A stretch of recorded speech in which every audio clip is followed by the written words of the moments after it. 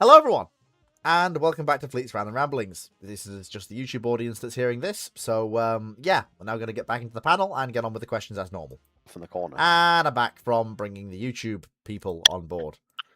What were you saying, Foxer? Just quickly, in the RP, have you seen a new trade war started? Oh, this whole business about trying to set up a channel for shipping. Yeah. Yeah. You know the one It where... escalated a little bit. Once again, the GPDNR is trying to apply modern thinking to the 20th century. And also I will point out that you can't have channels regulated for shipping that they have to be in. That's not how shipping works. That's just ships just go where they go. Uh-huh. Enjoy the chaos of unregulated international traffic. That's not how ships just go. Just let ships go. They're fine. Ships rarely collide at sea. Putting ships in, a nice, neat, narrow corridor sounds like an excellent place for Yeah, it'll totally reduce collisions between ships. Yeah. Do you know when ships collide? When they're anchored, or when they're near coasts, or when they're in narrow inlets or rivers. Do you know when ships don't collide? When they're at sea! Unless they're flying Soviet flags. Or they are commanded by people who've bought their ticket, haven't got a Scooby-Doo what Port of Starboard is, and crash into ships because they're playing on their phones or doing paperwork on the computer. This sounds almost targeted. I wonder. Or they've stuck their ship in front of a much bigger ship, demanding it stop. Welcome back to Fleet's Random Ramblings. And a much bigger ship has taken offense with it. Well, this is fascinating. Stop in the name of the law. Olympic.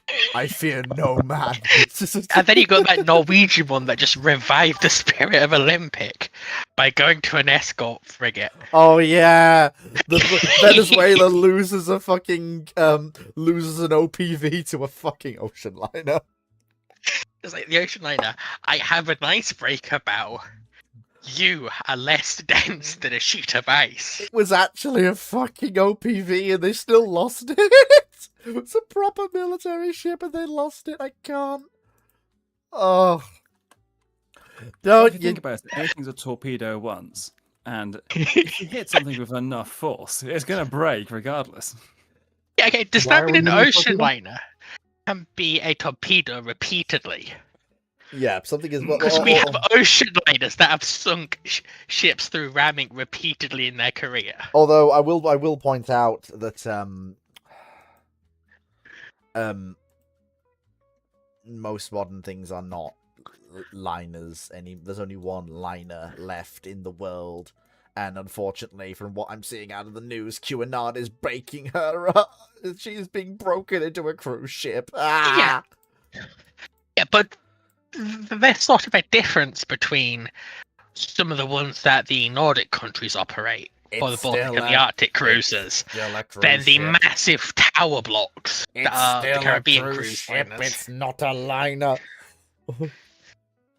I mean, I will speak through gritted teeth because if you are a liner, you do liner things. If you do not do liner things, you only cruise. You don't get to have that in your name. Fuck off. There is only one. Hotels are still going to sea. You should be happy about this as the disciple of the interwar French pre-dreadnoughts. Oh, for God's sake, ruin on. That joke's been dead for months. No, hotels going to sea is very much not dead. Also, you do like just that era in general, and a lot of those ships do look like floating hotels. No, they don't. It's just the French did it. I'm sorry. I have seen the abominations that were pre-dreadnought U.S. battleships with the inverse Matryoshka turrets. They don't look like hotels. And besides, I don't know. I've definitely because pre-dreadnought, you've got three types of ship. You've got the British bathtub toys. You've got the American turret Jengas, or you've got the French-style hotels. They fit into one of 3 categories. Anyway, And just quickly, it's not just me who thinks the what's it called? So the first, is it the Sovereigns or something? The first of the British pre-dreadnoughts looks like a bathtub toy. If it's like very low freeboard, a turret far and aft, that's it. you Devastation and no, no, those Yeah. aren't those Well, no, aren't that's those been aren't ironclads. pre-dread. Yeah. Do you mean Hood, the one-off half sister to the Royal Sovereigns that had turrets instead of Yes. Barbette? Barbette? Yeah, Hood. She's not a pre-dreadnought. Her low Are you freeboard. thinking the Trafalgar? Her low freeboard denies her that. As we can see, Fleet has opinions. Well, of course. I always Yes, I have am thinking of the opinions. Trafalgars. I always the Yes, because Trafalgar's. you then had the commie knockoff. Yeah, the Trafalgars do look like bathtub toys. I have a bathtub toy that looks like them. Are you sure it's Don't not ask where- Because she's a little bit longer and has more guns. I don't know, but they do look like bathtub toys. Just don't ask why a 23-year-old has bathtub toys. I wouldn't knock it. Wasn't planning on it. Not knocking it anyway. Awesome. Anyway, then let's again, get into I the know you're questions. I know you're plushie horde. I- So I am 30 and I play with little green army men. I don't have a leg to stand on. Anyway, let's get into the questions. Timu Locker asks, No. what's the most memorable moment in Rambling so far? I mean, where do I begin? The 4-year anniversary, the Big 50, doing ramblings in a foreign country, having various special guests on, the first time Drac dropped in, all those years ago, since it's related to ramblings, sitting on a panel at TwitchCon a couple of weeks ago. I mean, there are so many. I think it still does have to go to the 4-year anniversary, because that was like 14 people, including a lot of big name YouTubers in the historical community, all on one panel on my show. Somehow, I got the His chief. head still hasn't shrunk to average size. No, it's more just I've never been known to ego when it comes to that sort of thing. I'm more amazed that it happened.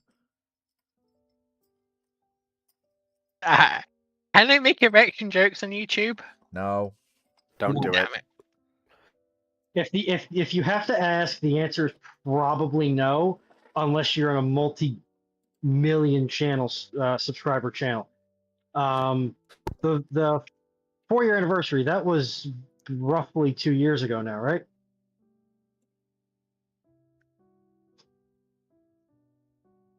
$18 months, 2 years ago. Yeah. I think so. I mean, my most memorable moment isn't memorable because Memorable. that because of a good reason. Oh, I It's know more exactly. memorable as a cautionary tale. Well, there's 2 of them. I'll only talk of one here, and that's the hill. That's what you and Clark, to a lesser extent, I did with the what's it called, Drake's Drum. Yeah. Yeah. Cautionary tale, that.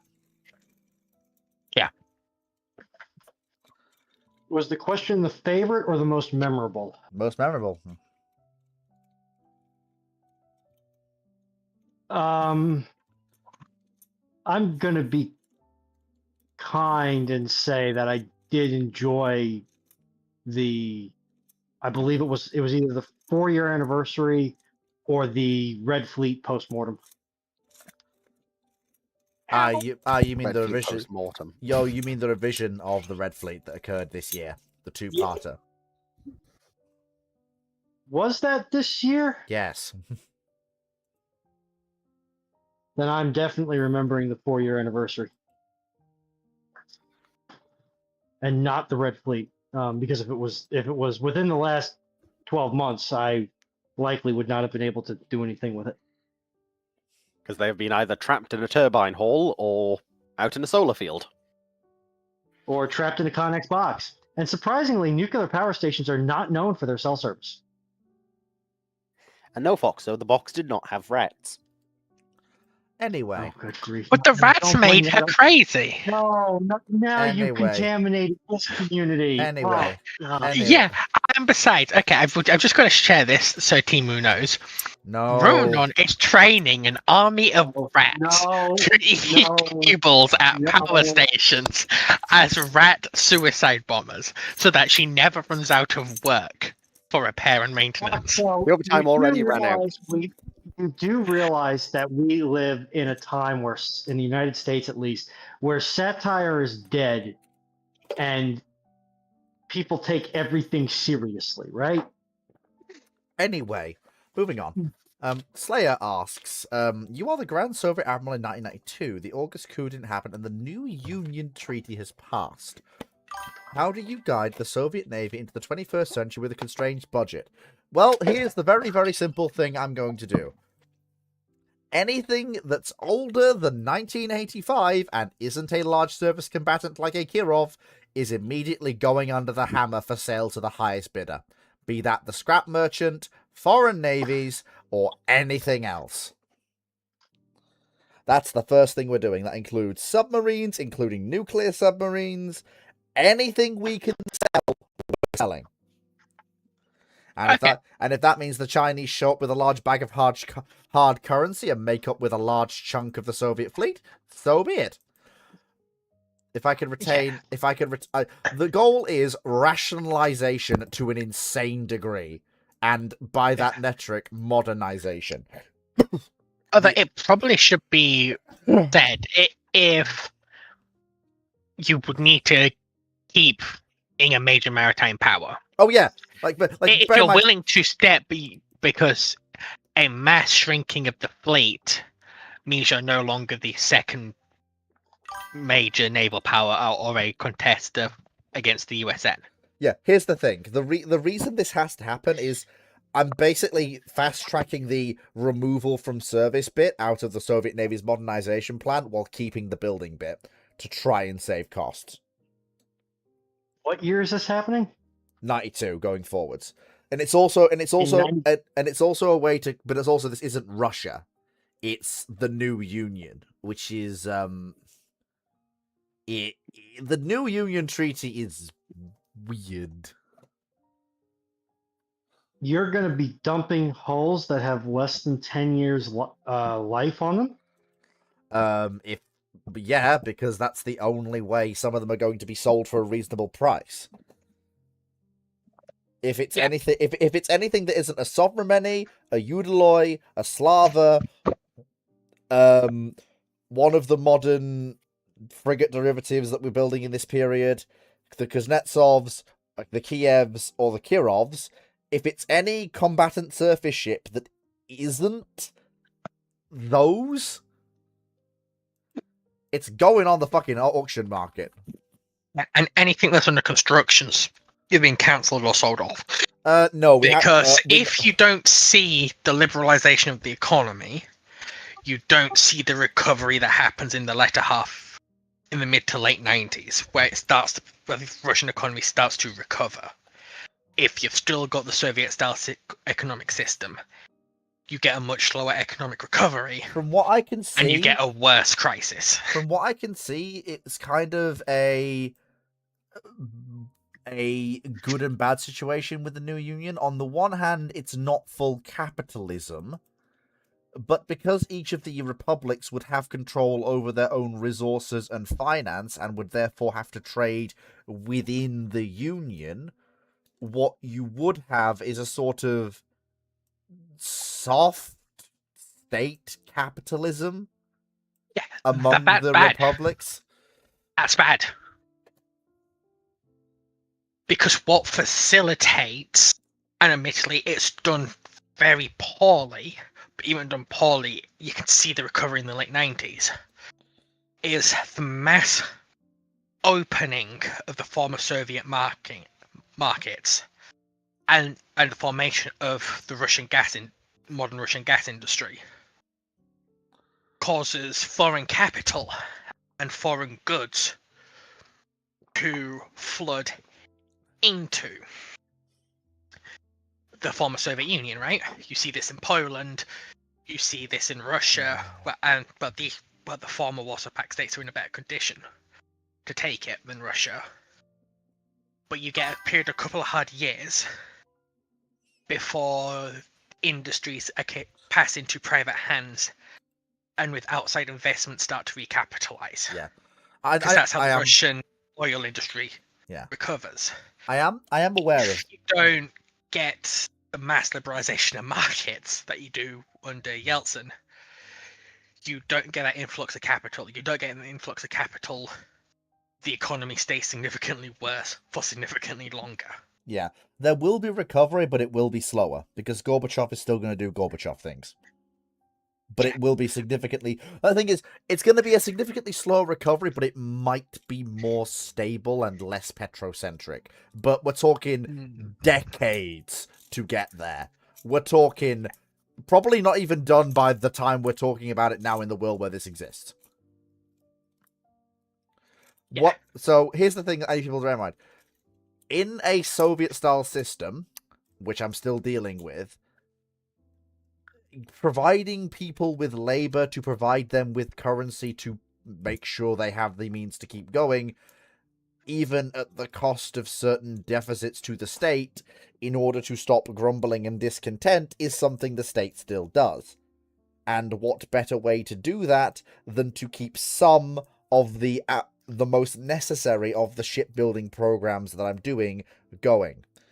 So we will finish Kuznetsov and her sister, basically on the basis that most of the rubles for them have already been paid, and it'll keep those big yards going for a bit. Obviously, the Ulyanovsks are off to the bloody breakers. That's not really surprising.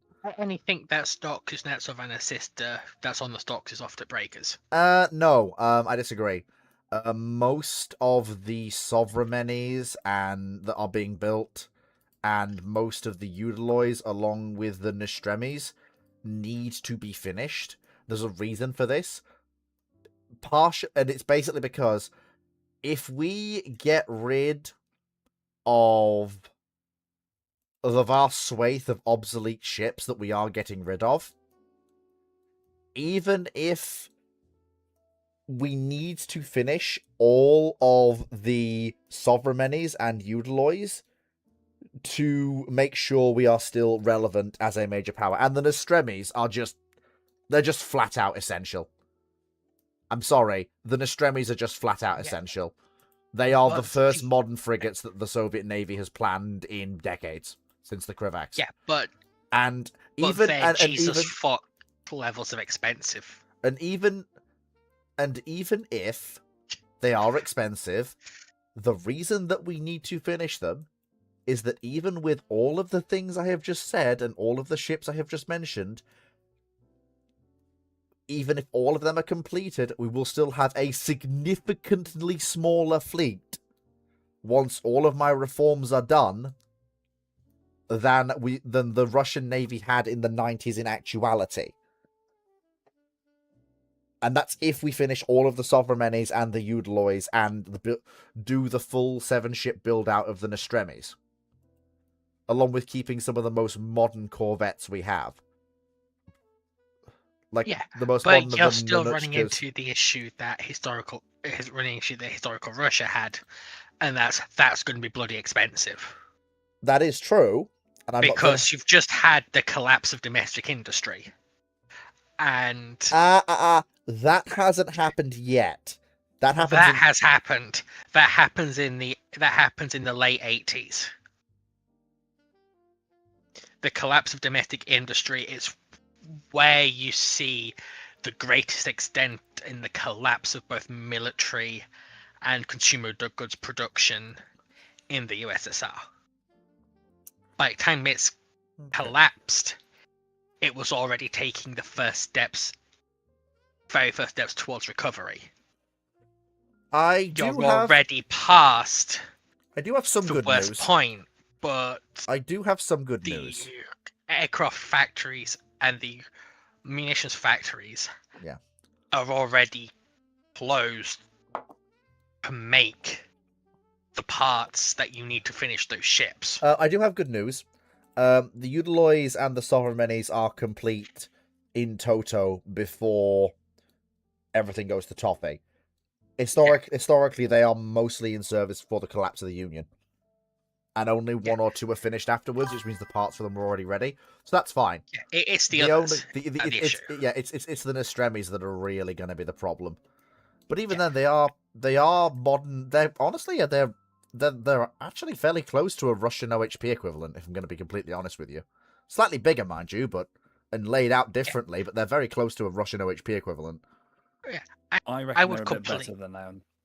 Yeah, I would completely I reckon they're drop. more of a complete. I'd say they're more Type 23 in esque. The problem that we have is, to be completely blunt,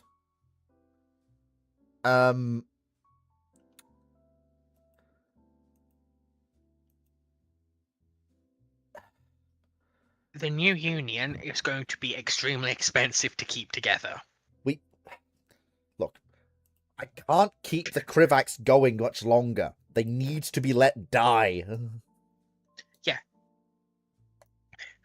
Because I would just scrap the Nostremis and just focus on a very small core that you can actually maintain properly throughout the 90s.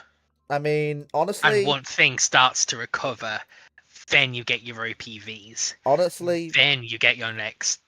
yeah. Then you fill out your fleet once the economy's recovering. Honestly, looking at this, Krivak will keep the Krivak 3s and Krivak 4s because they're mostly all in hand and done. And so Krivak 4s are a little bit old, so we might get rid of them. But Krivak 3s will keep because most of them are 80s build. The Gepard class frigates were fairly small conservative ships built in the 90s. For the Russian fleet.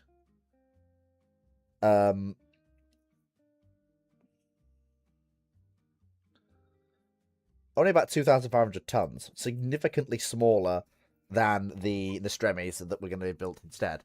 Basically, the way I would do it is anything on the stocks that is 80% paid for, pay the 20% to finish it, because honestly, it's a shot in the arm for the economy that's not going to cost that much, and it keeps rubles in the hands of the dockyard workers and prevents them from grumbling and thinking about things like democracy and republicanism and capitalism, and wouldn't it be nice if the Soviet Union went away? Because we're still putting rubles in their hands. Yeah, I mean, it's not going to do much because the big issue was the rubles you got wouldn't get you anything. No, I know, but look, I know that, you know that, but for God's sake, the people in Moscow don't know that. And it's it's an excuse to get these ships fucking finished. Yeah, and the big issue we've got here is, and this is what I said, even with the Ulyanovs being 40% complete. Oh yeah, When it comes to not funding finishing. priority for the new Union Treaty, the Navy is about as low as the public parks on Yeah. priority list. Yep, pretty much. Because you're going to need to throw 95% of your economy on your economy to start getting to recover. Yeah. You're going to have to cut pensions hard, which is going to cause a massive issue with the military. So you've got to spend the money keeping the army On side. loyal, so the army doesn't decide to pull a 91. Yep.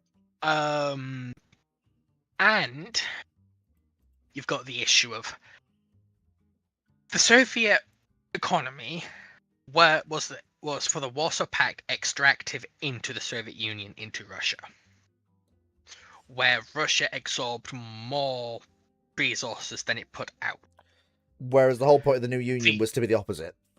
Yeah, the new union is you're no longer extracting wealth and value and labor out of Ukraine and the Baltics and Belarusia. You're instead trying to pump stuff into them, as well as it's supposed to be a two-way street now. At least Yeah. that's the thinking.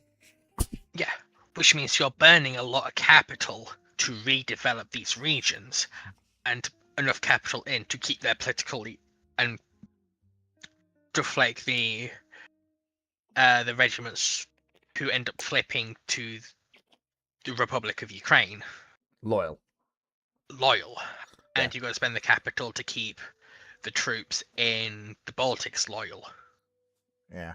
Because, fun fact, when the Baltic were looking to secede from the Union a couple of months before they did, the Soviet Union hadn't paid its troops stationed there for over 2 months. So when the order came from Moscow to open fire on the protesters and the Great Chain across the Baltics, the troops who hadn't been paid refused. Yeah. On a mixture of moral and you're not fucking paying us anymore grounds. Yeah. So here's the thing. By the time all the dust is settled, I'm probably gonna have the majority of Slayer. We're not getting the Leonosks.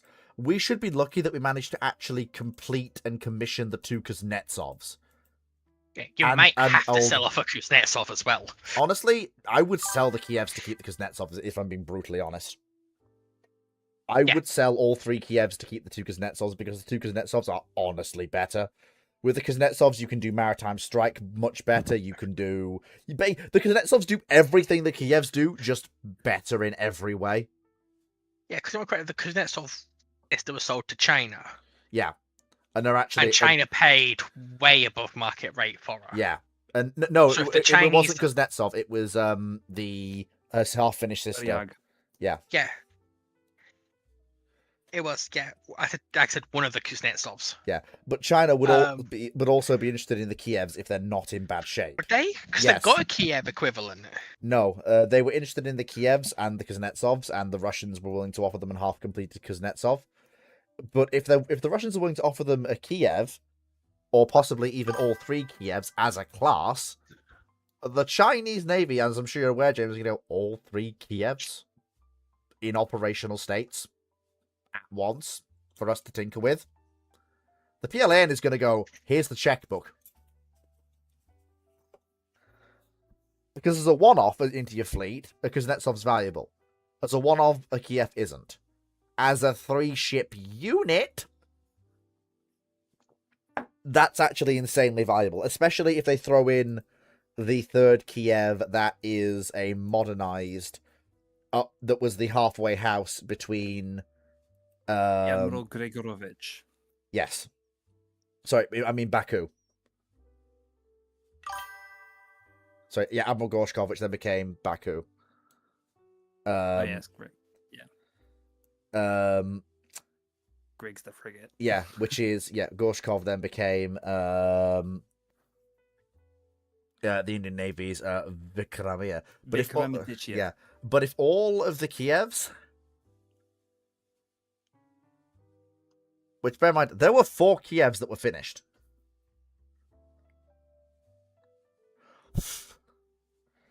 And if we sell all 4 of them to China,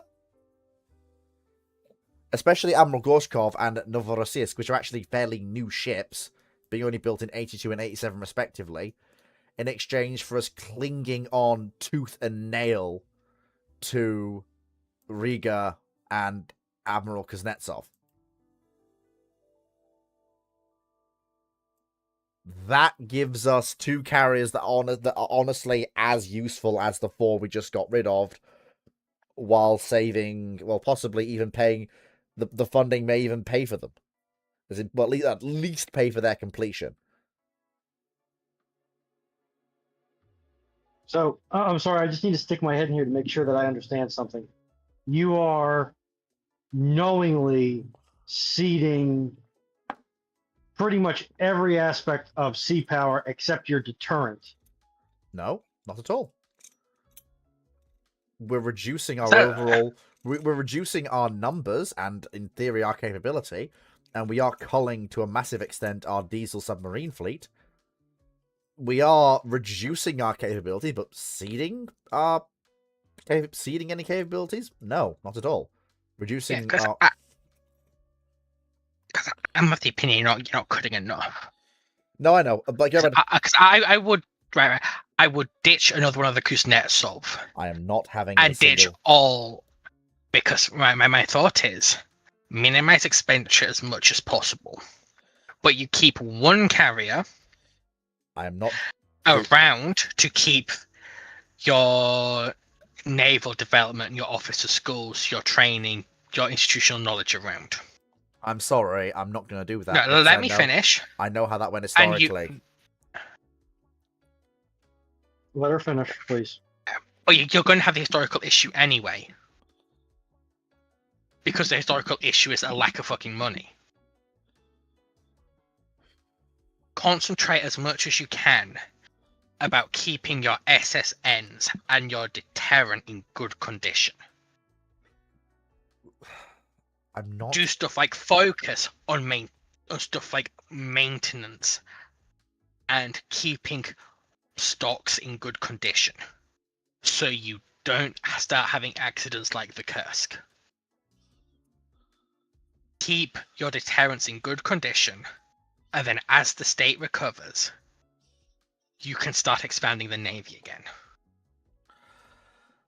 Because frankly, I would trade the Kursk. I'd rather have the Kursk not blow up due to us not renewing our stockpiles and using torpedoes that are old and cracked over a new carrier. I mean, to be frank, I would get rid of the rocket torpedoes anyway. They're not needed. Yeah, but they were used because they were the only training torpedoes they had left that were in operational condition. Yeah. It's the carrier, because you can drop its expenditure. Use it to keep the facilities and the stockpile and the training equipment in condition. And then as the Navy regrows, you don't end up with the shit show that was the 2000s Russian Navy.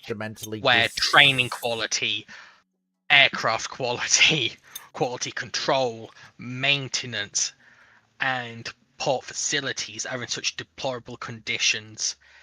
You have more ships, yes, but those ships are significantly less capable. I would rather call... I can see the same pitfalls with your plan as what happened to the historical Russian Navy. It's just you've said it slightly more flowery, but you've left the way open for the exact same pitfalls. I understand what you're saying, I do, but the problem that I have is that I'd like what you're saying, but I do want to add in one caveat. And the caveat is this. I want both carriers for one reason, and it's to kind of work within your framework. If we have two carriers, we can actually sort of spread the maintenance cost across the two of them by having maintenance. You basically have the same, not the same maintenance cost, but if you have one down for deep mothball and also in harbor training while you're doing that mothball work and repair work on her, the other one can be either semi-ready or active doing your things that only the carrier can do, which is qualling pilots, training air controllers, serving as the flag for the fleet, / helping train flag officers generally. I completely agree with everything else you said. Absolutely agree.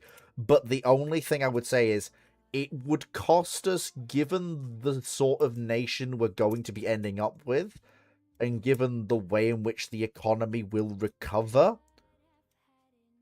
sacrificing a lot of the older surface combatants, most other new construction, save things that are 80 to 90% completed, and pretty much all of the old diesel boat fleet that isn't the Kilos. and honestly, I'm going to throw all of the nuclear submarines up for sale to China that aren't the Akulas and the Oscars. Yeah, so I don't see how a reduction this massive is not basically just ceding control. Sea But control. you've gotten rid of the entire point of your navy. Yeah, like Because for the Soviet Union, the role of the navy is as a second strike deterrent. I've not gotten rid of the SSBNs or the competent SSNs. I've gotten rid of the chaff, and I've kept the means to defend those bastions. Wait, are you talking to me or to Ruinon? Both of you. But you need that chaff. Yeah, that chaff is your ability to take losses. Not Like I'm not arguing with the principle of get rid of the old ships to cut down costs. I think 7 years is way too young, but I'm not arguing with it on the principle of it's a good or a bad idea. I've already dropped the 7-year bit. It's basically now just what is fairly modern and not life expired. Because the thing is, by keeping the second carrier around, you're going to have a high maintenance cost because you're buying double the parts. And you're hiring double the crews. Not necessarily. The thing is, this is one of the advantages of them being identical sister ships. You can maintain 1.25 to 1.5 crews worth. Yeah. Because But you're never gonna have both operational at the same time. Yeah, but okay, let's assume that, right? Let's assume you've got 1.5 times higher maintenance rate for 2 ships over 1. You've got to find the cost to maintain that additional half a ship from somewhere else within your budget. Which I can do. A budget that you're already cutting every single corner off, even historically. I know that. So does that where does that money come from? But historically, we know that a lot of the cost was taken from the absolute decay of the bastions and the actual port infrastructure there.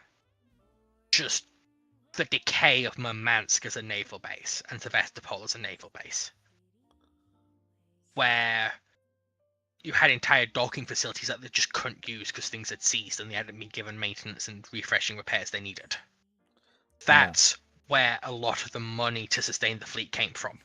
It came from training equipment. It came from the actual money to repair and maintain bases. And the underlying infrastructure, like shipyards, to sustain the fleet.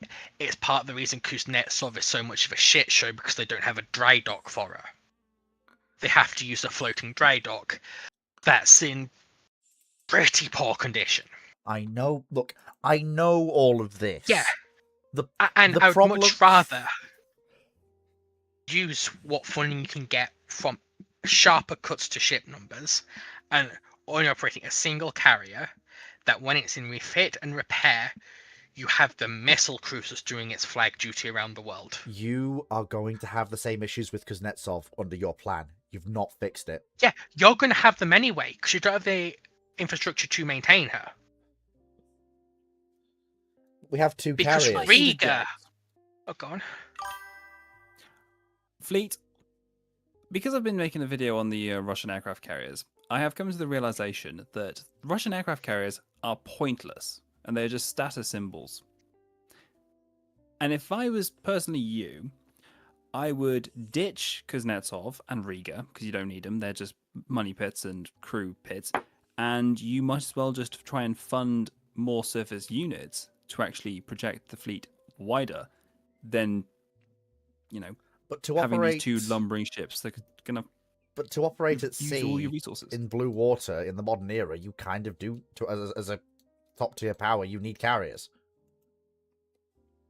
Yes, but the Russian Navy doesn't operate deep blue water. That's why they have the Tu-95 and the Tu-142s. that's their long range capability. You don't need a carrier with all their stuff.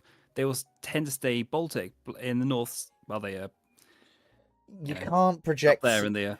You can't do what the Russian Navy wanted to do, which is projecting sea control down to Narvik and sea denial out into the North Sea in the face of NATO air power without at least fleet air defense. They still couldn't anyway with a fleet carrier. Then you're not going to lose anything at all. The problem with that line of thinking that I have is that it sort of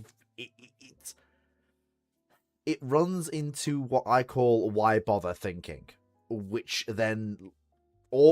always spirals out of control.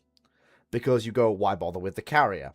And then you go, why bother with even attempting sea control sea denial below Narvik? And then you go, why bother going for sea control to Narvik? And then you go, why bother having the large surface ships? Then it basically spirals. I'm more of the opinion, let's make an attempt.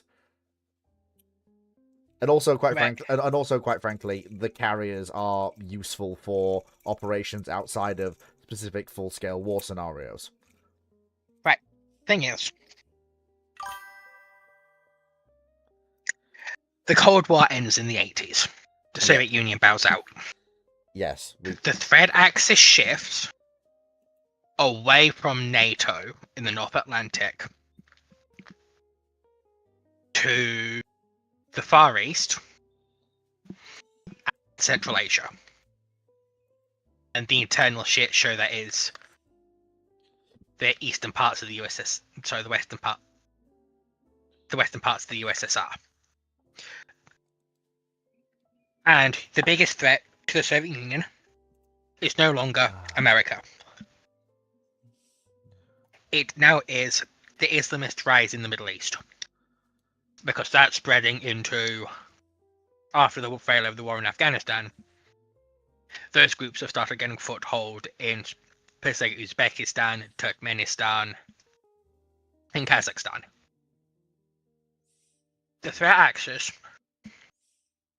has changed. You're not looking at fighting the Americans anymore. At least, not as a second-rate deterrence power. How you operate your navy has to change. In the same way the Royal Navy got reality checked in the 50s. That it just couldn't sustain the fleet size of the 1930s anymore. The collapse of the empire. I mean, okay. And embracing reality that the Navy now is showing the flag and anti-piracy, and it shows up with in the Red Sea with very limited expeditionary capability. Yeah. While your nation reorientates to fight in a counterinsurgency in Central Asia. Yeah. I mean, I do. Okay, that's you've made a really good analogy there that I think was the missing click that I hadn't actually realized. Stop treating this as like a minor fall and transition, and instead treat it like the 50s Royal Navy having just lost the Empire. If you think about it that way, it makes a lot more sense. So what have we got? We basically keep what we've got, get rid of what we can't afford to keep. Honestly, let's ditch let's ditch carrier aviation for now. We have the designs. We'll have it in living memory. We can rediscover it later. That also and also selling two Kuznetsovs that are basically, especially if we can complete them, we can get an awful lot of hard currency off the Chinese for those. A lot of hard currency. Yeah. So no, the Indians are going to want the 4-ship Kievs. The Chinese are going to get the Kuznetsovs. But let's do this in a slightly different way. For Russia and this new USSR to function, what core function does the Navy have to provide? Deterrence and defense of coastal areas. and defense of the bastions. Yes. So basically, Yes, a mixture of air force and surface land-based aircraft and surface assets well, we've can got the protect back. your coast. Well, we've got the backfire, so that's not a problem aircraft Yeah. wise. Basically, I do want to keep the strong amphibious tradition going because honestly, that's very good for the. It's honestly it's a strength, and it would be stupid to let it fall. And it's just useful in general. Yeah. I'm gonna keep the four Kirovs because honestly, the simple fact is they are the best fucking AA combatants we have, and are the thing that realistically has to make up the center of any SAG for us to be moderately effective in any full-on peer conflict. They cannot be allowed to deteriorate. Yeah, so you will have the issue because Kirov does have the reactor malfunction around about this time as well. I know. Like there are going to be things we just can't deal with. But so to fulfill the functions the Russian state needs of you, absolutely, you have to keep the SSNs and the SSBNs. Oh yeah, like that's never been on they make up your nuclear counterstrike. Yeah. You can't get rid of them. I know. What I am going to say... But carefully, just let us go through it. As you said, you need the large surface combatants, your 4 missile cruisers. Yeah, the Slavas and the Kirovs, because you can rotate them 2 and 2, and they can be your presence around the vessel. They can show up for the various Gulf Wars and wave the flag. They can show up when India and Pakistan have the flat flare-up in the 2000s. And show the flag. Yeah. They can be stationed in the Far East when the Chinese start looking at Outer Manchuria. They're your core. They are your, we are here and we want to do something. To sustain those, you need a small group of escorts. Anything outside of those 3 branches and their previous capability is just useful. So outside of those 4, and you kind of need it with the Black Sea and the Baltic. Yeah, the Black Sea and the Baltic can be taken care of by our corvettes with some frigates. That's where we can put the Nutchkas and the other ones. So in fact, it's probably where they're best. What I do want to say though, what I do want to say though, is that there is a vast suite of chaff that just needs to go. Yeah. And that does include nuke boats. So all of the Victors need to go. The Alphas need to go. Sierra 1s and 2. Sierra 2s can stay.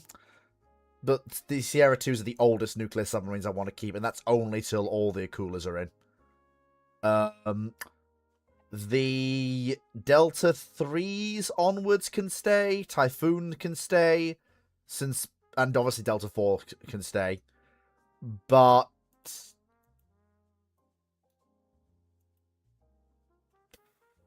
obviously, then we need to work on Bori as the next project to keep renewing the SSBN fleet.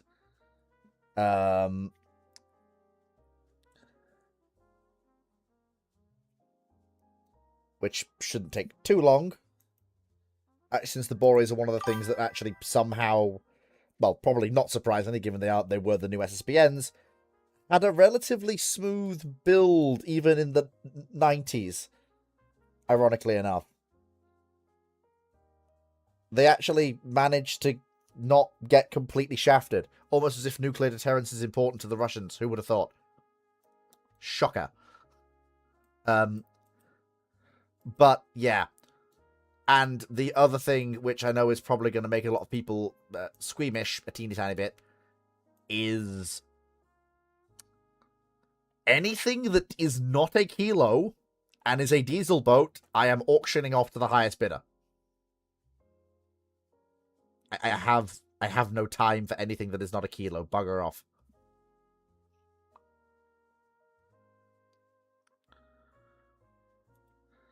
And in theory, that should, just about, keep us going. Not perfect, mark you, but it'll keep us going. This is why you don't ask questions like this, because it really... it really... And this is why Foxo and James are helpful, because they know things. Why do you know so much about the fall of the Soviet Union, Foxo? I never asked. It's a bit of a rabbit hole. Because I got into an argument that the fall of the Soviet Union was akin to the collapse of the 50s British Empire. Which it kind of is, now that we're talking about it. Yeah. And I got basically rage baited into going in depth in research. I mean, I'm not gonna lie, the Soviet Union was an imperial state, a continental imperial power, and its collapse was the collapse of an empire. Let's not forget that, people. The Soviet Union was just Imperial Russia with a red face. Yeah.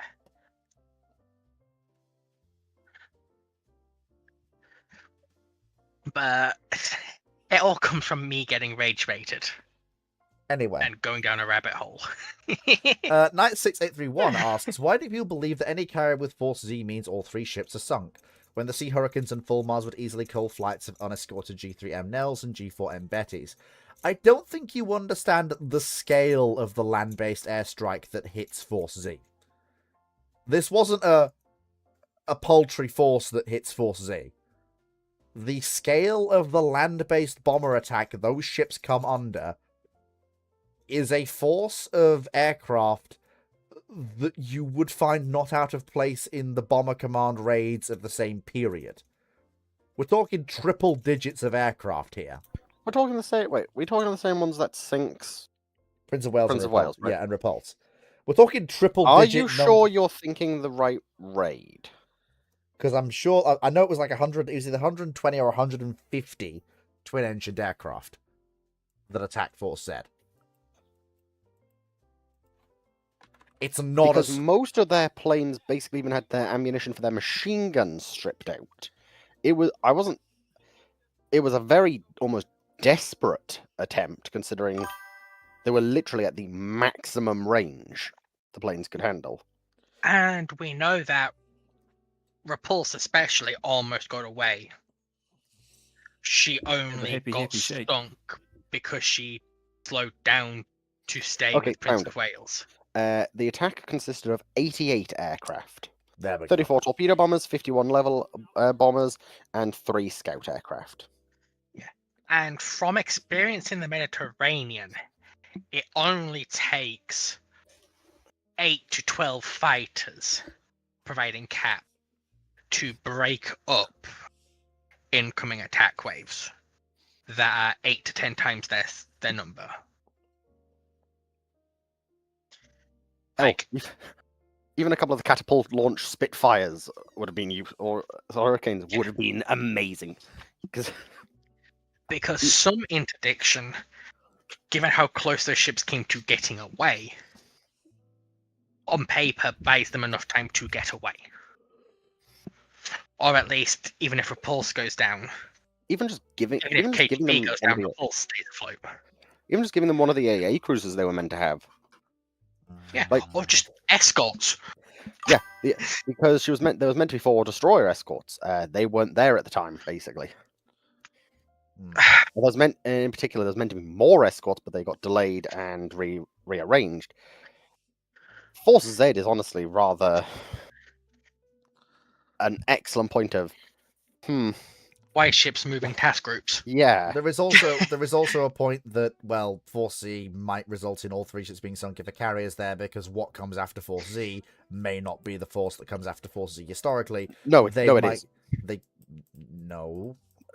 They're throwing every aircraft they've got in southern China at them. No, and in no, you're not. Indochina. You're not understanding what I'm saying. If Yeah, Force Z and I- arrives in, Let Lee finish at least, Fox. if you're, Fox, like- if Force Z go on. arrives in Singapore with a carrier, then the Japanese could, with the forces they have available in theater at the time, whip up a cruiser and carrier force.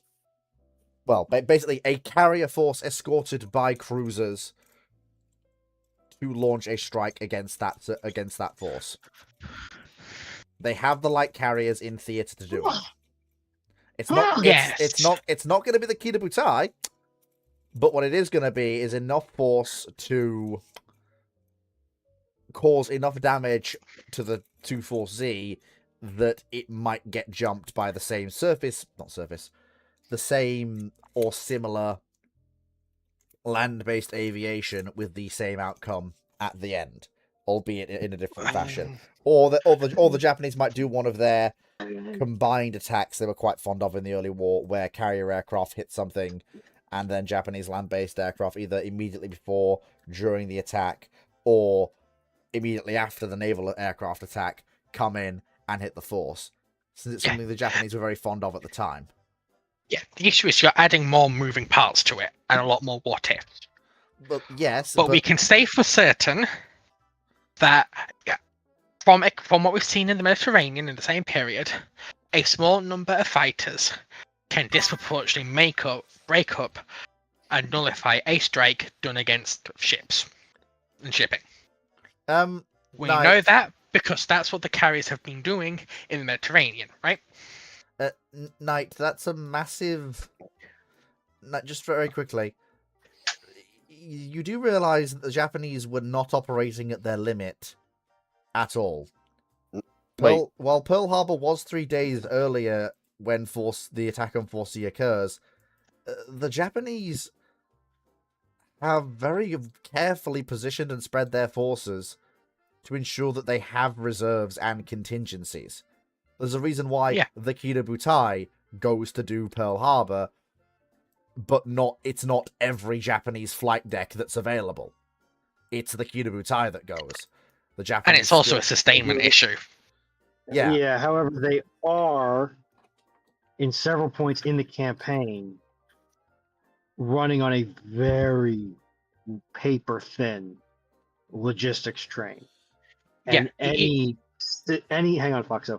Any significant hiccup in their almost railroad-like timetable of the opening stage of the war could cause them significant shockwave effects. So if you can get Force Z to Singapore to aid in the defense of Singapore, especially if it's backed up by air power, I mean, that's a hell of a domino to knock over. Right. I mean, Force Z reached Singapore. That's where it's sorted from to be sunk. Okay. Yeah, if it can stay around in Singapore. But, okay, Yosunari just has one issue. You've turned a land-based strike into a carrier battle. Carrier battles are hella unpredictable, especially in this period. Well, right. So, for all we know, one of the carriers earmarked for going east was, before she was badly damaged, Illustrious. Illustrious turns up in the east. Illustrious has both fighters and strike-craft. You could very quickly end up with a situation of the Japanese strikes come in, the Royal Navy counter-strikes at night, and sinks a carrier. So, right. I'm actually going to go down into the weeds of this because this is, in a small-scale engagement, this is kind of necessary, actually. So, there was a request put out for an aircraft carrier, but nothing came of this because the earliest would have been HMS Indomitable, which would have been in November. Yeah, and Illustrious. No, Illustrious was out at this point. Yeah, I said a Illustrious, as in the class. Yeah, the Illustrious is November. Indomitable was the one which they actually could dispatch. So if it is a British one, it has to be Indomitable, unless you're taking a carrier from somewhere else. Or you've pressed Hermes back into the carrier role. You wouldn't want to put Hermes that side of the Malacca Strait. Yeah, that's because that is a way to guarantee all three. Effective. Yeah, that is a way to guarantee all three capital ships get some. No, actually, right. If Hermes is purely dedicated as a fighter carrier, it probably actually works okay for a bit. The Australian gladiators make good work of themselves in the early war. I'm sure the sea gladiators would do the same. The gladiators actually did do reasonably. And ask the Stukas and the Ju-88s and the Med how much gladiators can hurt. And again, if we're going off a historically accurate scenario, it does save them from being sunk in the historically accurate scenario. Because even Hermes' wing of Sea Gladiators butchers the Japanese attack. I wouldn't Or say just I even if it think doesn't, Butchers is a bit extreme. No, even if it Yeah. doesn't, Only- even if it doesn't- That- Those Japanese aircraft but- did not have but- armament. or escort. Go on, Runon. Oh, good. I'm not muted.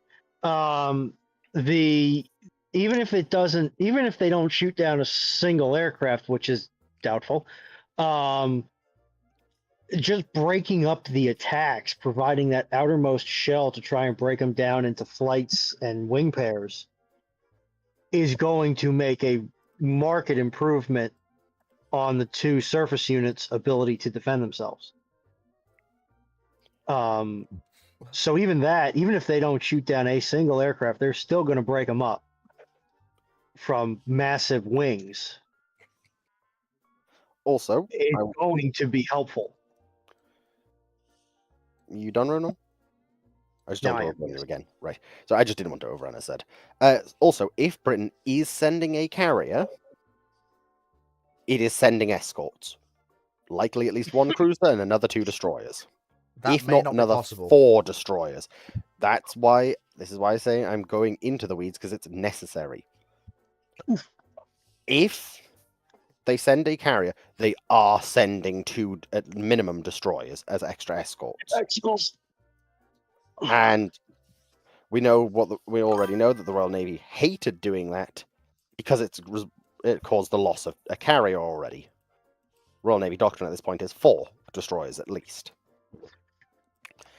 Even having 2 extra destroyers will help if they're actually in the zone. Considering the destroyers that they were meant to have were a J&L class, which would have been extremely useful, considering that L class was equipped with 100mm dual purpose. Now, yes, say what you want about the 4-inch guns capabilities. Just having that extra dual purpose is pretty handy. Yeah. But already just them having a carrier is unlikely / not possible unless they either delay or you're calling Indomitable into service sooner. Because you're basically sending her in without working up. Can I also Bad comment idea. on the Hello, fact that there isn't too many holes the Japanese could spare Spare at this point, yeah. to assist Second Fleet? Second Fleet order of battle did not have a single carrier. And the only available carrier within the region was Ryujo, which was assigned to attack the Philippines. Which, granted, she would probably be close enough to be rediverted to fall under Second Fleet, but all the other light carriers is nowhere in the region. So, Well, I say all the other. Hosho's the only active one. And Hosho has the same issue with Hermes. But you really do not want to be pushing her back into the carrier role. no, Slayer Indomitable didn't run aground because Indomitable was basically only commissioned 2 months before this incident, before the actual sinking of Force Z, let alone the actual deployment of Force Z. Yeah, so at most you get Indomitable going out there with half a rail wing. No, not even with that. No, she probably has a full air wing, but the crew are brand new to the vessel. This is a bad idea. Because again, It's Indomitable manageable, but it's going to reduce. It's going to result in reduced efficiency, fighting efficiency for the vessel. keep in mind, Indomitable is only commissioned 10th of October 1941, which is a week before Churchill requested a carrier be given to this task force. It is only 15 days before they actually set sail So while you can try and work them up along the way, It's a really bad idea. This is basically asking to get us sunk. I Well, don't it's- think okay. no, you don't get her sunk. But this is Uh, how you lose people. Yeah, but do the Japanese carry Ryujo in the theater at this point have the capability of reliably sinking Indomitable? In my opinion, no. No. Of course, we know the Illustriouses are very durable with their armored flight decks from bombers, They can sink her. and she's also got a very strong torpedo defense system. If they slam That an- we've and it's more of the case of with her own air wing there, with an escort of 2 capital ships and 2 to 4 destroyers, they're not going to have a free fire zone. No, but they do have... They basically, it's this. They have the firepower to sink her. The question is, can they apply that firepower without themselves taking horrific losses in the doing of it? Yeah. Well, the only firepower they have to sink is the torpedo bombers. And But, I don't. The bombers dive can't take bombers do not carry a big enough bomb to get through the an armored deck. Illustrious's armored deck. No, they don't, Uh, but they can absolutely mess up stuff like her anti-aircraft defenses and her bridge superstructure, which is going to clear the way for torpedo bombers. Okay, And course Not the carriers. Red really. Skulls have something to say about that. So That's... damaging a superstructure, yes, will cause problems. But to damage the AA means you need to hit perfectly along the sides of the flight deck. Oh no, I'm talking could be's and possiblies here. Make no mistake. I'm not saying yes, it's going to be an instant win for the Nippon Steel. Yeah, no, I know you're not saying that, but I'm basically playing devil's advocate for the Japanese here. I'm just saying I don't think the dive bombers necessarily come into it that much. It's the torpedo bombers. I don't think she was carrying dive bombers Yeah, that as well. that mean- time. I mean, don't count out the 800 kilogram bombs carried by the Bettys. Yes, 800 kilogram armor piercing shell be upon you. I Yeah. will, because we know that these carriers, unless they are hitting on top of the biscuit mounts, which even then they're reasonably armored, that bomb ain't doing much. We know that basically that the Germans looked and said they need at least a 1,000 kilogram bomb, if not a 1,800 kilogram bombs to To properly reliably hit penetrate things. Illustrious's deck, Fliegerkorps X requisitioned a 1-ton armor-piercing bomb. Illustrious was hit by several 1-ton bombs. They did not penetrate her flight deck, but they did penetrate her elevators. So I guess technically speaking, yes. We know and this from if- Operation Excess. I guess if they do hit her elevator, you can probably incapacitate her operations-wise. But also, this is level bombing we're talking about. Good luck hitting anything. well, remember, most of the Japanese attack were level bombers. True, The I Japanese suppose. attack that actually sinks them is 51 level bombers, And- 34 torpedo bombers. And to be fair, the Japanese have trained for this sort of thing. They actually have trained on level bombing against moving targets at sea. Mhm. So I suppose Problem is, though, now, if anyone you've got can you- do it, it's them. but if you have even 12 fighters up, Yes, we know they break up the attacks. I'm with you on this.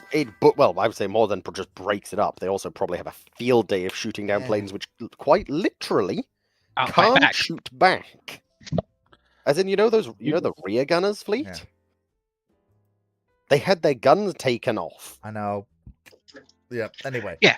And And it's also the fact swordfish. that They had some swordfish. The swordfish would be going, Yeah. aha, Norway all over again. And it's also the fact, yes, the Japanese are well trained in how to attack ships. The Royal Navy at this point is also very well trained at how ship dodge aircraft. And I would also Oh, go on, Ronan. I would also point out too that, and somebody who's more versed on Royal Navy fleet tactics doctrine, at the tactical, at most operational level, i.e., what formations do they sail in? If you have no air cover, you want to my understanding is you want all your AAA as close together to give yourself mutually overlapping fields of fire, mutually supporting fire.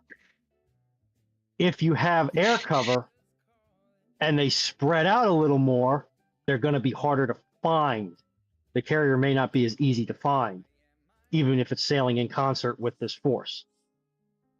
And these IJA and IJM bombers are operating at the extreme limits of their range, of their flight radius. That's why they don't have radios. That's why they don't have armor, ammunition, gunners, all that stuff, because they are at the extreme range of their aircraft, airframes.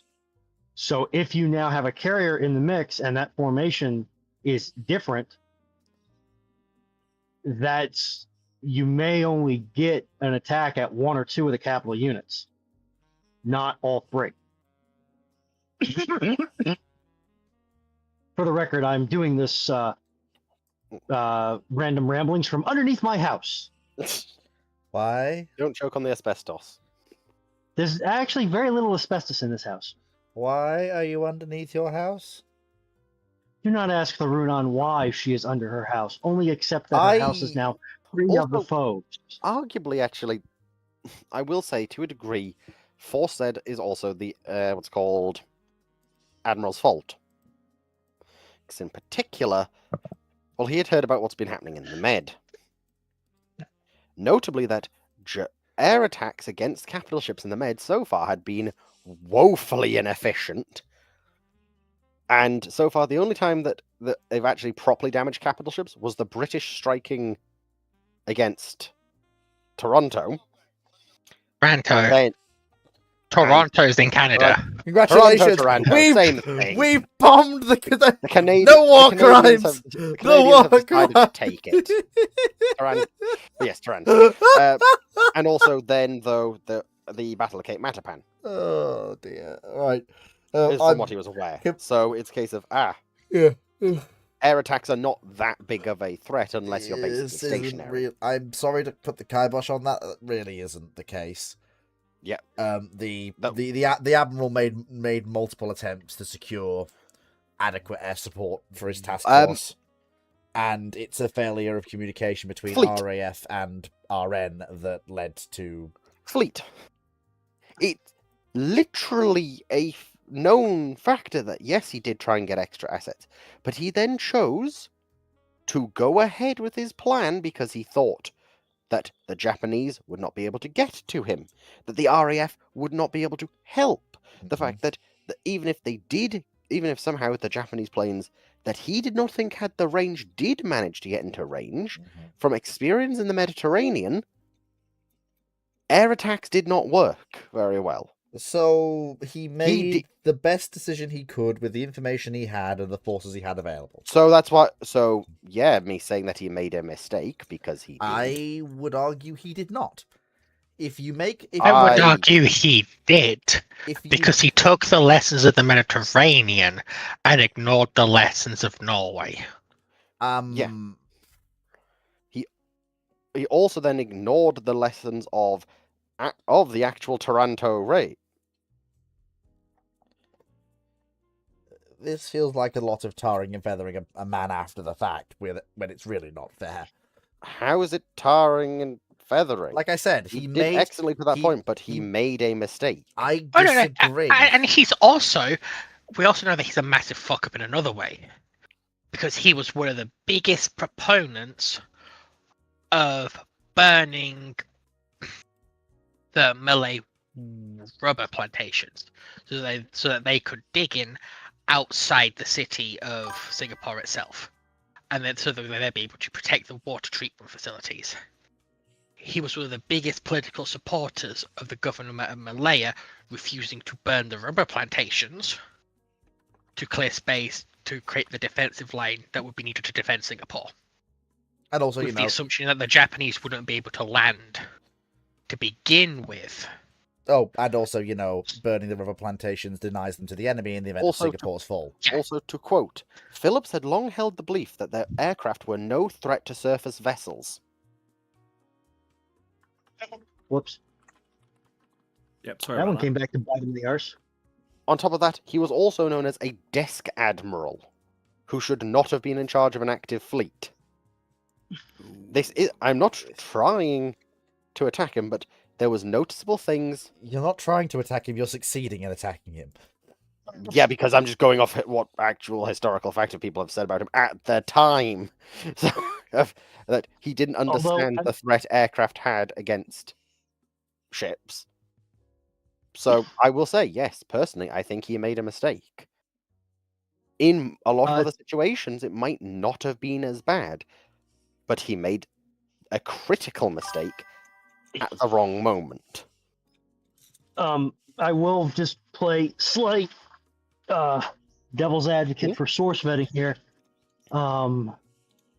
Was he labeled as is the source claiming him as a desk admiral pre or post Force Z? Pre. Because if it's pre Force Z, then that's probably accurate. It's from the It's from the early 1930s. It's from the late 1930s.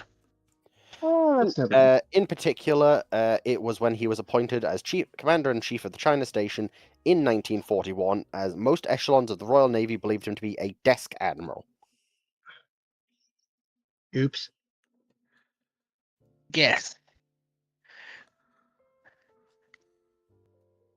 Because he's also the one that disregarded the service of HMS Hermes on the China Station.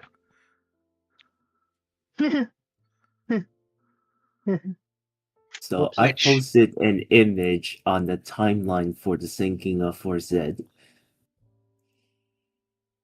Let's take a look. Even if a carrier was assigned to Ozawa, unless said carrier was used in the close support fleet, so following under Chokai's 7 cruiser, they would not have been able to sortie in time to engage Force Z, since the distance covering force doesn't sortie until the 10th, and by that time, Force Z is running the fuck away. Sir Robin runs away. So providing the Japanese a light carrier, it's not going to do anything unless it's a part of the close covering force. In that case, then you'll have an interesting situation of the close covering force having to detach and send a single strike with maybe 15, 20 B5Ns at a Force Z covered by a carrier, whichever carrier you guys think is most likely to show up. Which would be interesting, but... Yeah, the armored carriers had some poor air wings in the early war, but they weren't that poor. It's also generally not helpful. I think the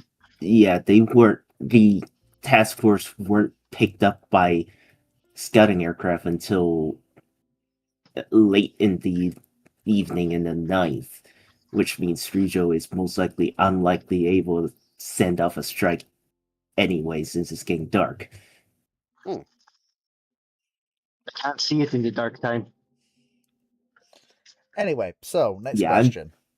We really have done this one to death. Typical Gunnery Officer asks, what's your opinion on the World War II ship type, the LCS, aka the Landing Craft Support? Do you think the World War II LCS is more useful for the USN and United States Marine Corps than today's LCS? Well, yes, obviously, but then again, that's a really false equivalence. The two ships do radically different roles. They're not really comparable in either way, and the only thing they share is an acronym. Yeah, this is not even apples to oranges. This is apples to peanuts. Yeah, by the way, peanuts are a critical part of a healthy diet if you're not immune to them, if you're not allergic to them. Yeah. Joke's on you. I'm immune to peanuts. 1971. Why were the Soviets looking at a quadruple 100mm with a vertical layout when others tried the vertical layout and found it was a bad idea? And World of Warships announced a Pan-Asian DD with that the other day. Yep. Soviet... I know exactly which ship he's referring to. Soviet... they also looked at a 130 for it as well. Yeah, which I think was it the primary intention, but... Yeah, Soviet... It's the Soviet Union. They try weird things because capitalist West isn't doing them. Primarily because capitalist West has looked at it and gone, this is fucking stupid. And the Soviets are going to try to do it for usually the reason is to prove it can be done because look at us, we're better than the capitalist West, we made it work. And then they will also probably fail and go back to doing similar things to the capitalist West. Because again, this is things that the Soviet Union does.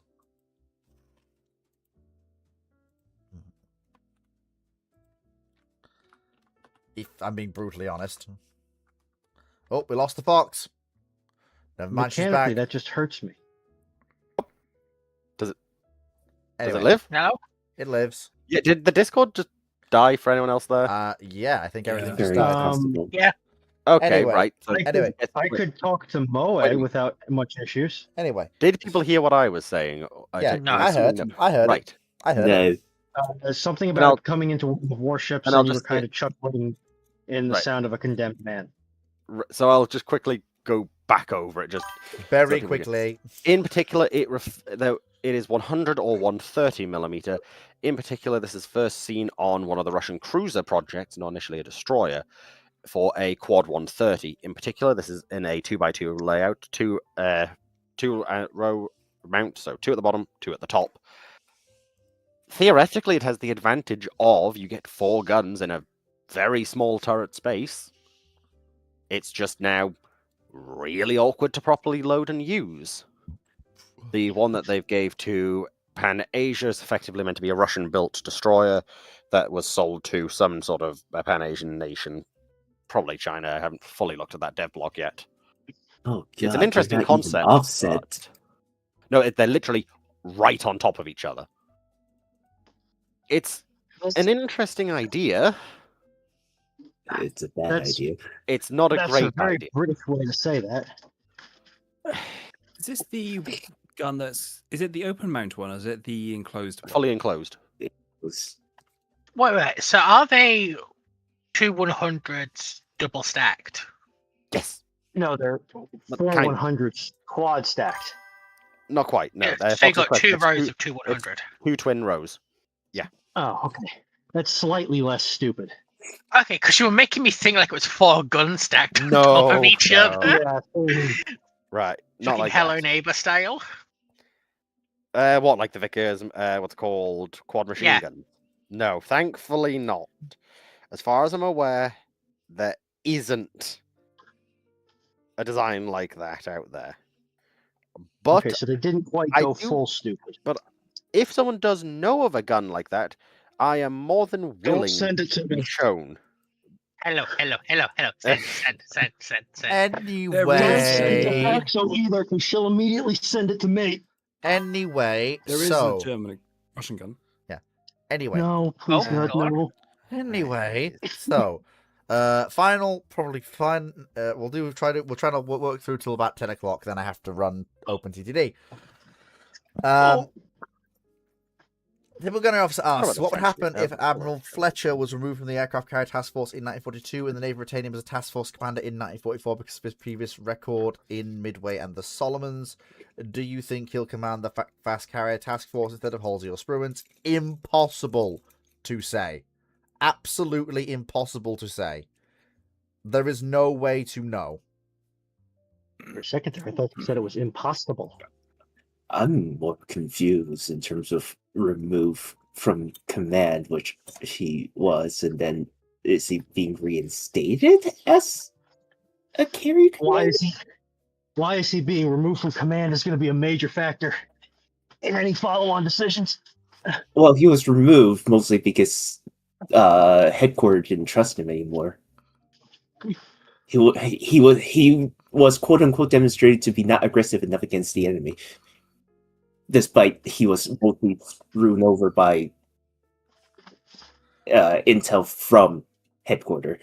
Man was also told, do not lose the 2 carriers we have. They are the only 2 carriers we have. Meanwhile, the Navy, 2 months later. Why have you not aggressively used the 2 carriers that we have? That are the only 2 carriers we have that we told you not to lose under any circumstances. Why are you not being aggressive? Flea, you are assuming that headquarters has the ability of introspection. No, I know. It's just, yeah. Overall, And the ability to admit when it may take a little bit of a whoopsie.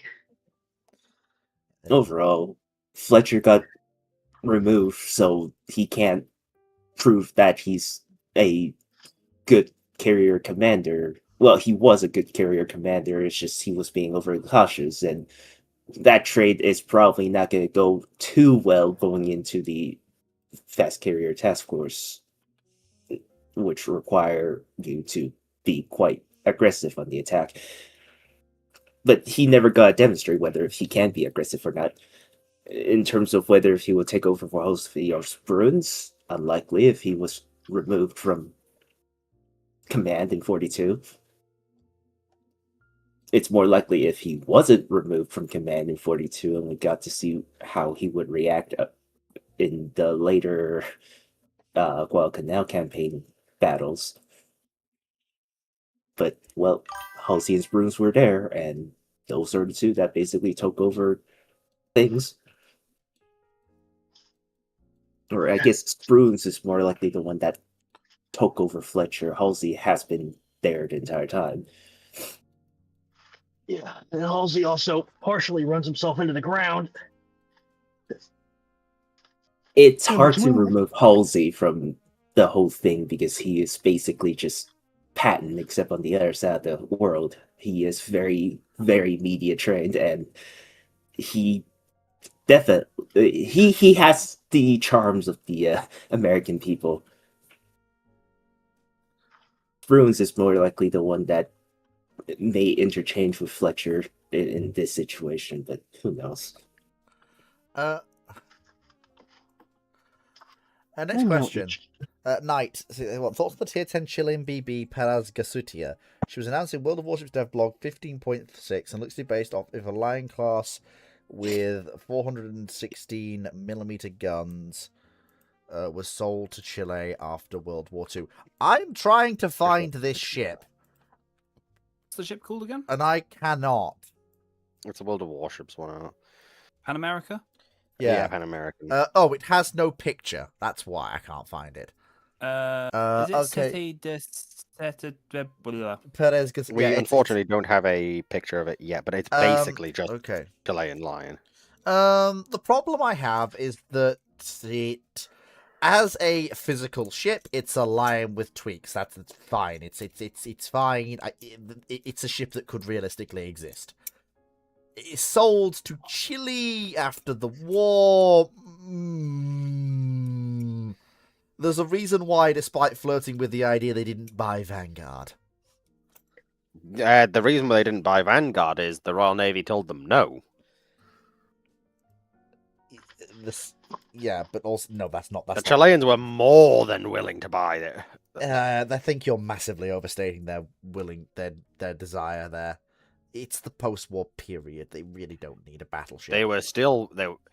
Why? You always go back to they don't need it. A lot of countries still wanted at that period. No, they didn't. Yes, they did. Yeah, and especially the battleship is still a viable combatant until the mid to late 50s. Yeah. We're also talking about pretty broke Britain. The surface gun combatant is actually viable much longer than that. It's understandable why various nations were interested in battleships. And also, hence why I said battleships. Because yes, the post-war heavy cruise is viable for a lot longer. Because especially because you do missile cruiser conversions on them. Well, no. Like the Albanese and the Californias. The gun combatant, regardless of its size, is viable. It's just cost that basically swings it in the cruiser's favor compared to the battleship. But still, the fact is that, especially when you're Chile and your main threat axis is we want to deter Argentina and Peru. Argentina's looking at mostly World War II surplus for ships or pre-war ships. Your own navy is mostly pre-war surplus. And Brazil is mostly pre-war surplus. A modern ship with modern radar guided eye control and stuff like stag mounts which are very effective until you get to supersonic aircraft. And none of your projected enemies have supersonics. Knight, one second, Foxo. Knight, as I said, you're talking about World of Warships. You're talking about Russian World of Warships. What did I say last week? I don't care about Russian World of Warships. I don't want to hear it mentioned. Don't mention it again. And Knight, not even me or Dragon care about Russian World of Warships. Speak Dragon for yourself. Dragon does that because Dragon contractually has to. More than just that, I'm actually quite curious because people seem to forget the Russian World of Warships actually keeps bringing out sources most people don't remember exist. For instance, it is thanks to the Russian World of Warships that we know about some of the weird Vickers designs, because they actually found them, then posted about what these sources actually were, so people looked it up and found them, about stuff like the Siamese battleships or the Iranian battleships of the 1920s. I would rather we not give that group of people any credit. I will gladly give credit where credit is due for finding and providing sources for their work. Can we not?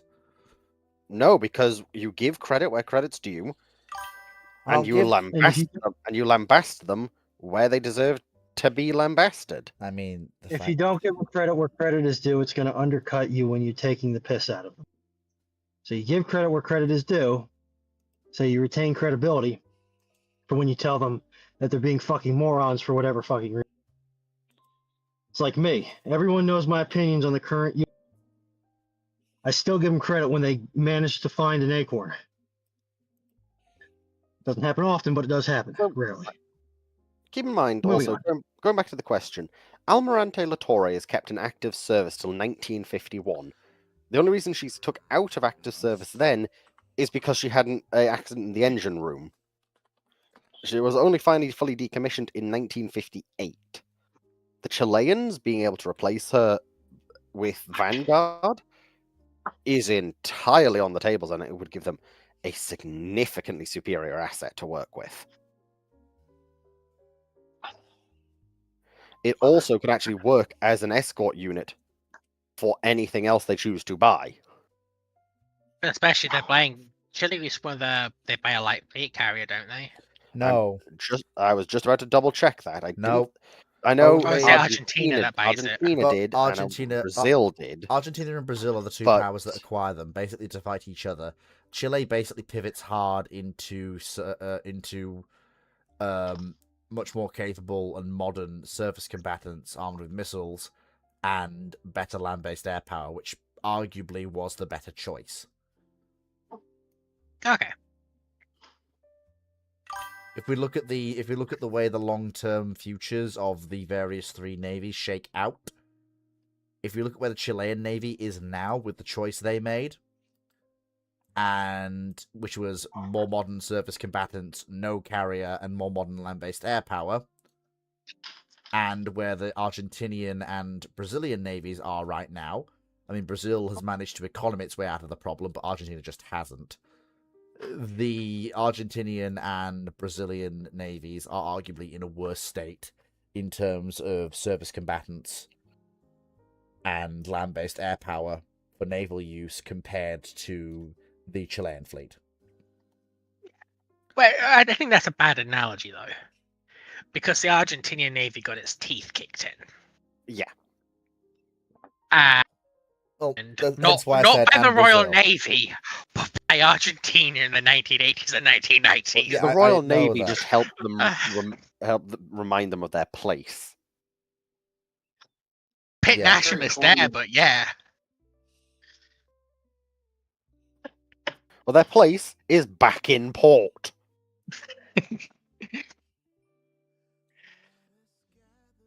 Well, Anyway. Dragon's doing. I see. Anyway. So, that, gentlemen, is that. No, well, we're not gentlemen. Okay, that, gentlemen and ladies, is that. I'm neither gentle nor man. Anyway, that's that. Thank you so much, everyone, for coming. It's now time for the Post Ramblings game night. even if you're Fleet not would in like the to collect your semen to put it on a train. Stop it. Even if you don't have the Discord server, like OpenTTD is. Oh no, It's not OpenTTD free anymore. Was You now have to free buy- on Steam. You yeah. now have to buy the original game if you didn't already own it. Yeah. Anyway. Why? Because Atari. the company that owns Trade Tycoon Deluxe remastered it and re-released it. So the devs of OpenTTD immediately went, right, we've talked with them. They are entirely okay with us doing this, but just because we want to make sure to play this game, if you don't already own it, you have to now have the remastered game. It's like what's called OpenXCOM, for instance. You're meant to have they'll only allow you to play that if you have the original XCOM. Tale of Two Wastelands, you have to own Fallout 3 and New Vegas. Basically, there's that little bit of extra security so that basically companies can't go, well, you're allowing people to play our thing without us owning it, therefore we're going to shut you down. Like how Hoy also has the whole thing, not even just Hoy actually, Stellaris as well. You're not allowed to put DLC content into a mod to bypass the DLC.